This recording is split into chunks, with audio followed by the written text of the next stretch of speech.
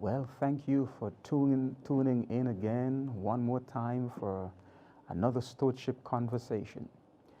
You know, one of the hard realities of the COVID-19 period is the fact that some companies have had to lay off some of their employees.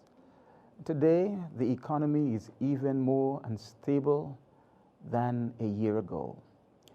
With this in mind, I want to talk with you today about a matter that I believe can truly help you become that employee that your boss would love to have around for a long, long time. And so I want to invite you to go with me on this journey. I want to warn you, though, that my suggestion today is not a novel one. It is a simple idea, but it is a proven fact. So if you want to keep the job that you have or get the job that you desire, I want to make a simple, practical suggestion. And my suggestion today is to be punctual. Yes, punctuality is the behavior and the lifestyle of a dynamic steward. So for the rest of the conversation, I want to talk about punctuality. And I want to share with you a few benefits as to how punctuality can work for you on the path of career success. So number one, being punctual strengthens and reveals your integrity. Look at it. If you tell someone that you will meet them at a certain time, you have essentially made a promise to that person. If you said that you will be there for 8 a.m. and then you arrive at 8:15, you have essentially broken that promise. So being on time shows others that you are a man, a woman of your word. Your reputation is critical in job success. Number two, being punctual shows that you are a dependable person. People know that they can depend on you. If you find yourself at your workstation early, carrying out your duties at the beginning of the day, your boss comes around, he or she will be pleased. You are going to give the impression that you are a serious person. But if you are late, your associates themselves will begin to look at you with suspicion. They will think that you are a person not organized. Doubts will begin to creep into their minds. They may not tell you, but they will be of the opinion that if you can't manage time, what else can't you manage? People are always looking at us at the workplace. Number three, being punctual will build your self-confidence.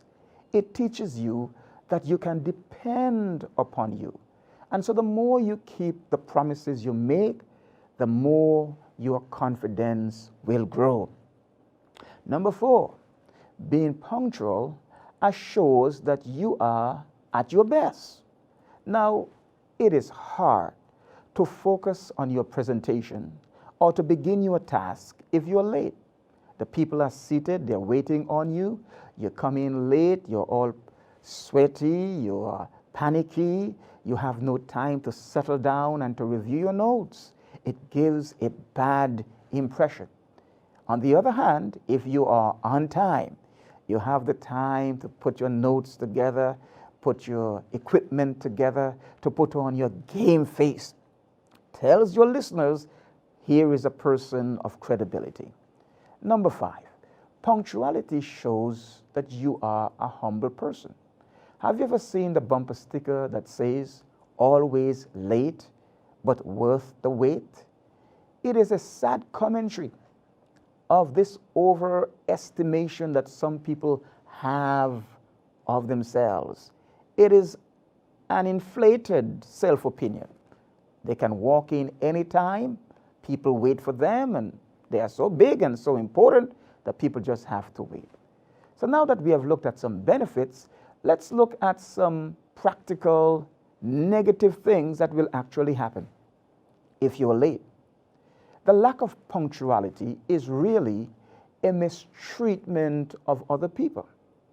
Yes, if you tell someone you're going to meet them at a certain time and show up late, you have actually stolen the person's time. The lack of punctuality is also a sign of disrespect. It is a violation of the golden rule. Matthew 7:12 says, "Do unto others as you want them to do to you." The lack of punctuality also will cause you to miss opportunities, miss that promotion on your job, get a salary increase, become a big manager on your job. If you are not on time, people will not see you as being serious. The lack of punctuality is also a violation of the greatest commandment. Luke 10:27 says, "Love the Lord with all your heart and with all your soul, and your neighbor as yourself."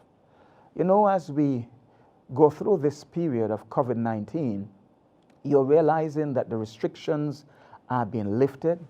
Opportunities are being given to us to go back to church, into the physical church.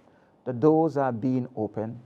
I want to remind you that as you go back to church, that the hour and the place of prayer are sacred. Why? Because God is there. So let's reverence God when we go back to the physical church by being on time. Finally, I want to ask the question, how does one spend his time on the Sabbath? I'm going to borrow from Ellen G. White some practical statements that will help us. She says, and I quote, "None should feel at liberty to spend sanctified time in an unprofitable manner. It displeases God when Sabbath keepers spend their time sleeping during much of the Sabbath." Notice she says much of the Sabbath. She didn't say you couldn't sleep, but spending much of the time sleeping. They dishonor their Creator, she says, in doing so. By their example, they say that the 6 days are too precious for them to spend resting. They must make money, although it be by robbing themselves of needed sleep, which they make up by sleeping away holy time. Some of you know what I'm talking about. Then she continues by saying, they excuse themselves by saying, the Sabbath was given for a day of rest. I will not deprive myself of rest to attend a meeting, for I need rest. Such, she says, make wrong use of the sanctified day. They should upon that day especially interest the family in its observance and assemble at the house of prayer with few or many, as the cause, or the case rather, may be.